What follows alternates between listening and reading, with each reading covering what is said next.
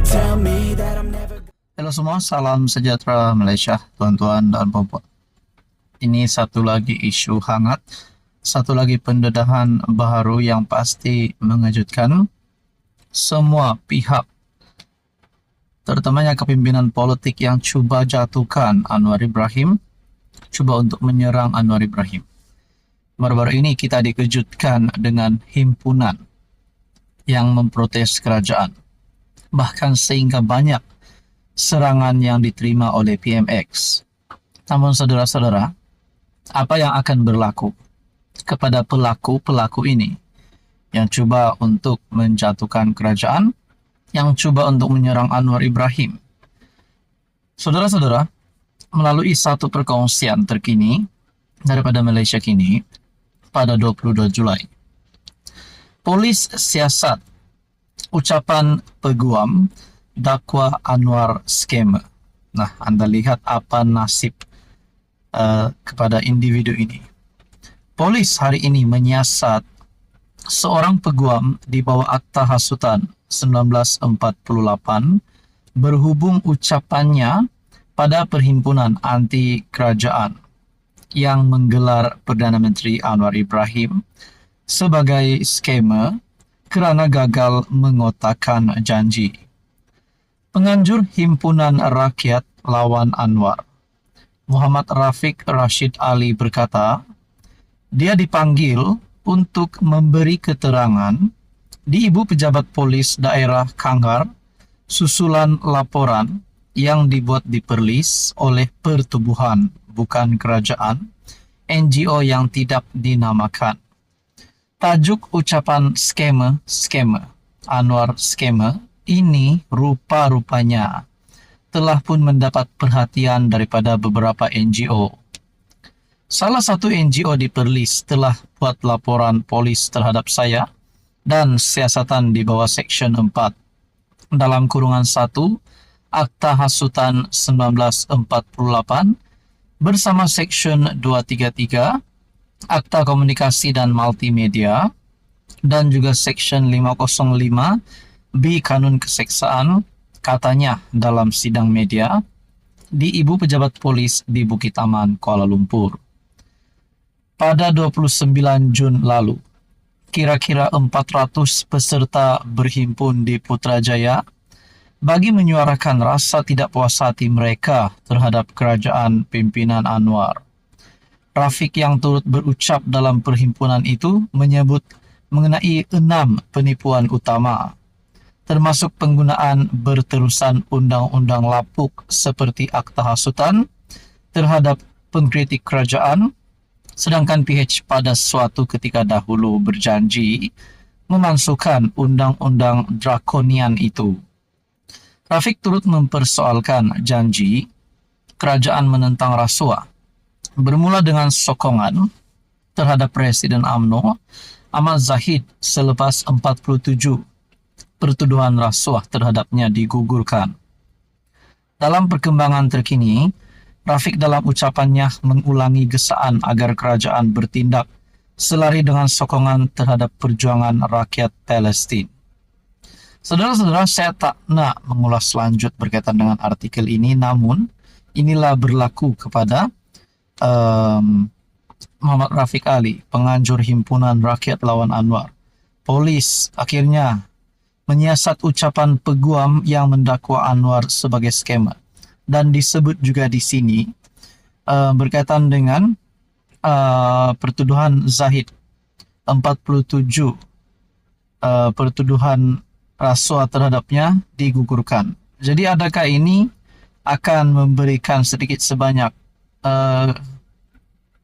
impak yang buruk kepada kerajaan? Adakah Zahid berisiko untuk pengguguran 47 pertuduhan terhadapnya untuk ditarik balik? Adakah Anwar akan letak jawatan, ditumbangkan? Namun saudara-saudara, perkara itu tidak relevan berkaitan dengan Anwar ditumbangkan. Itu tidak relevanlah untuk masa terdekat ini. Jadi tuan-tuan dan puan, apa komen anda berkaitan dengan isu ini? Sekian saja, teruskan bersama di dalam channel ini. Hai, hello, salam sejahtera Malaysia. Selamat datang ke channel Fels Lifestyle. Ini satu pendedahan yang pasti mengejutkan semua walaun, semua kepimpinan Parti PAS. Sebelum ini, saudara-saudara, kita mendengar ada pemimpin daripada PAS yang keluar daripada parti, bahkan mewujudkan parti baharu. Berkaitan dengan ini, sudah pasti sosok tubuh ataupun pemimpin yang bermain di dalam fikiran kita tidak lain dan tidak bukan Menteri Pertanian hari ini, yaitu Muhammad Sabu ataupun Mat Sabu. Rupanya ini satu kelebihan Mat Sabu yang pasti menggerunkan PAS. Walaupun beliau sebelum ini pernah menjadi pemimpin di dalam PAS. Perkongsian daripada Harapan Daily pada 23 Julai, tinggalkan PAS, wujudkan amanah, langkah bijak Mat Sabu. Seorang TikTokers dikenali Abang Botak menyifatkan tindakan Presiden amanah Datuk Seri Muhammad Sabu meninggalkan PAS satu ketika dahulu sebagai keputusan yang tepat dan bijak. Sebelum saya meneruskan di dalam artikel ini, apakah sebab utama Mat Sabu tinggalkan PAS? Adakah sehingga hari ini ada pemimpin di dalam PAS yang juga akan mengikuti langkah Mat Sabu? Itu menjadi persoalannya.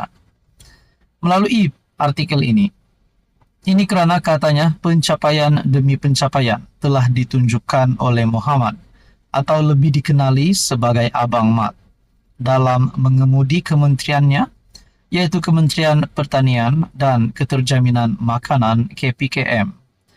Memang berbaloi guys, satu keputusan besar yang diambil oleh Abang Mat satu ketika dulu meninggalkan Parti PAS dan mewujudkan Parti Amanah adalah keputusan bijak dan tepat. Abang Mat yang menjadi Menteri Pertanian dan Keterjaminan Makanan telah menampakkan hasil yang baik dan memberi manfaat kepada rakyat Malaysia ketika kita memerlukan seorang pemimpin yang telus dan bekerja kuat. Bukan setakat orang semenanjung saja mendapat manfaat inisiatif-inisiatif KPKM, malahan rakyat Sabah turut mendapat limpahan dan merasah manfaat tersebut. Puji lelaki itu kepada Muhammad. Malah dalam video sama, lelaki tersebut turut menyebut tentang gerak kerja daripada Muhammad yang juga ahli Parlimen Kota Raja itu. Hari ini YB Mat Sabu menyatakan begitu optimis untuk mendapatkan dana tambahan bagi menambah baik sistem pengairan di Jelapang Sawapadi di KB, Sabah, di mana akan mencapai sasaran 10 tan pengeluaran padi yang mana berlaku sekarang peningkatan 2 hingga 4 tan per hektar per musim. Dengan dana tambahan itu dapatlah diperluaskan lagi program SBB Smart Sawah ini yang telah terbukti hasilnya yang begitu memberangsangkan. Ini kita pujilah Abang Mat kerana berani meninggalkan Parti PAS suatu ketika dahulu dan hari ini dapat menabur bakti dan memberi manfaat kepada semua rakyat Malaysia. Steady Abang Mat, salute, kata lelaki itu sebelum mengakhiri videonya. Jadi tuan-tuan dan puan, ini bukti Mat Sabu layak untuk memegang jawatan sebagai di dalam KPKM. Jadi nak kata Mat Sabu digesa letak jawatan, tak relevan lah kan. Dan akhirnya ini satu pendedahan yang pasti menggeruni Parti PAS. Apa komen anda tuan-tuan dan puan? Sekian saja, teruskan bersama di dalam channel ini.